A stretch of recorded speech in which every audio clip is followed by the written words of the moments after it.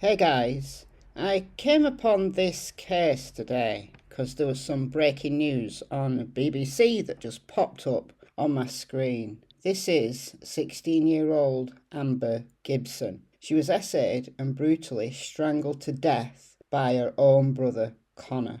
He was sentenced today to life in prison and he must serve at least 22 years. Let's talk about this case. It's absolutely horrific and it's tragic. Both Amber and her brother Connor had really troubled lives. That doesn't excuse anything Connor did, but it's worth noting. So where did this happen? So the crime itself happened in Hamilton, which is a small town a few miles southeast of Glasgow. And it's in Glasgow where Connor was tried and convicted. So a body was found in Cadso Glen on the 28th of November 2021, 2 days after she was last seen, and she was reported missing on the night of the 26th of November. Connor Gibson, who is 21 now, but he was only 19 when he murdered Amber, he strangled her and then got rid of his clothes and called the children's home where Amber was staying to pretend she was still alive. The judge, who we'll hear from shortly, Lord Mulholland, described his crimes as truly evil. And this is gross. Another man, who we'll talk about in more detail shortly, was found guilty of interfering with Amber's body, and he was jailed for 9 years. That's Connor. It's mugshot. So when Amber was found on Sunday 28th of November, she was hidden in bushes and branches and her body was covered in mud. Her clothes were found nearby. 2 days later, Connor posted a tribute on Facebook to his sister, and then the following day he was arrested for her murder.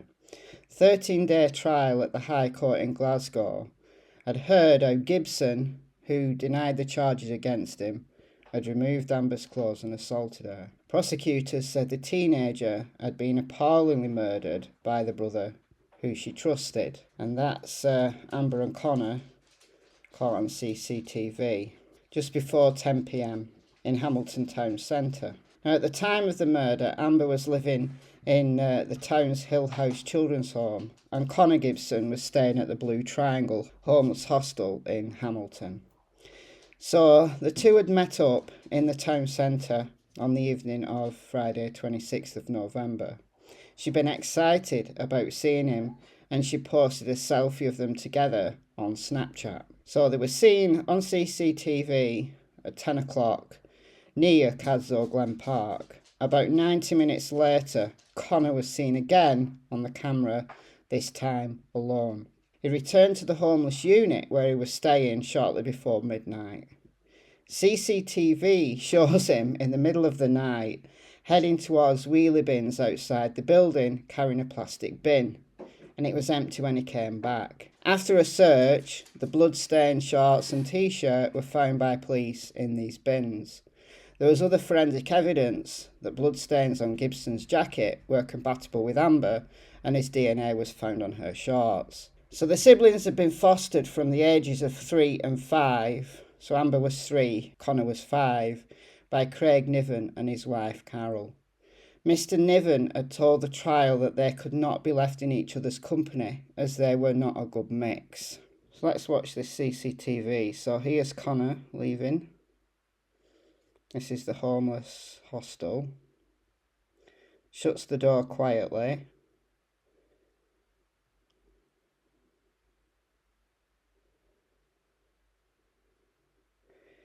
There he is carrying his bin. And then see him here. Still carrying his bin.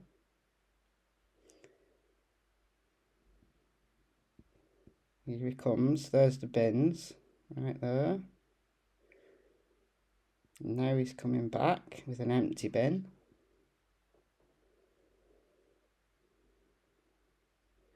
And there he is returning with his empty bin.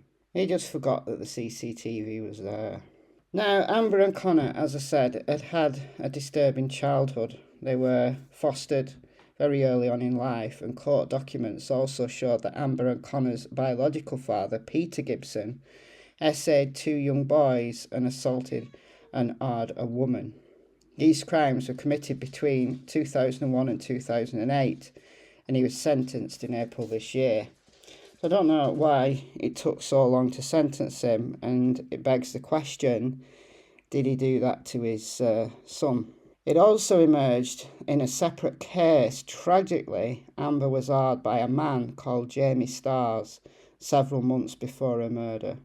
He was jailed for 10.5 years. So after Connor was found guilty, the siblings' foster parents issued a statement. Mr. and Mrs. Niven described Amber as the most giving, caring, loving, supportive and admirable person, despite the tragedy she'd had in her life. She had the love of art and singing and had an amazing outlook on life, despite the suffering she'd experienced. And this is what the judge said to Connor. Connor Gibson, stand up. You've been convicted of the physical and sexual assault and murder of your younger sister, Amber Niven, as she liked to be known. Like you, she had not had the best start in life, being fostered and then residing in a children's home. She also had to deal with having been raped. She would have looked to you as a big brother for support. She was looking forward to meeting up with you on the night she was murdered. She even posted a selfie of both of you on Snapchat. The last person she saw alive was you, her brother, strangling the life out of her, having beaten her up and tried to rape her. What you did was truly evil. You then tried to cover your tracks. You lied to the staff of both children's homes. You repeatedly lied to the police. You tried to dispose of your blood-stained clothing. You lied that you'd fallen at the Hamilton Accies football stadium. All your lies were exposed by the CCTV and the forensic science who spoke for your sister. The science told the world what you had done. Mr. and Mrs. Niven also said that Amber and Connor had been let down throughout their lives by the system. We know of one daughter buried in the Lark Hall Cemetery and another child in prison, they said. Life will never be the same. Tony Graham, representing Gibson, said his client had endured emotional abuse and neglect. Mr. Graham said, I make reference to these matters to reconcile how a brother can act in such a way. Professor Zengupta, Director of Health and Social Care in South Lanarkshire, said it was a desperately sad and distressing case. All aspects of Amber's care are the subject of an independent review. It's always the subject of an independent review, too little too late, but hey. We are committed to the publication of appropriate outcomes of that review once we are able to release them. Remember the guy who found Amber's body? Let's say just a little bit more about him, because he's a particularly sick puppy. Stephen Corrigan, 45, found Amber's remains at some point during those 2 days between her being murdered by her brother and being found.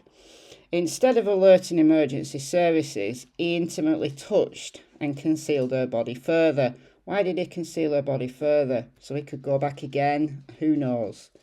Corrigan, who was a complete stranger, not known to either Connor or Amber, had tried to offer an alibi, but was found guilty of attempting to defeat the ends of justice, breach of the peace, after being unable to explain why his DNA was found on 39 areas of Amber's body. He was jailed for 9 years. Lord Mulholland, the judge, also sentenced this sick puppy as well, and said any decent human being, on coming across the naked body of a young girl who was unconscious or possibly dead, she was dead, would immediately call the emergency services. You, on the other hand, did not do so. The judge branded Corrigan's conduct as despicable. Yeah, sick. 2 sick puppies there. One with a tragic, horrible life, but who threw his life away and ended that of his beautiful sister, Amber. And then Stephen Corrigan, a middle-aged man who was so sick in the head that he had to defile a dead body of a 16-year-old girl. This 16-year-old girl. Rest in peace, Amber, and good riddance to Connor and Stephen Corrigan. Sad their sentences are more, but this is the world we live in. Alright guys, let me know your thoughts in the comments, and I'll see you in the next video.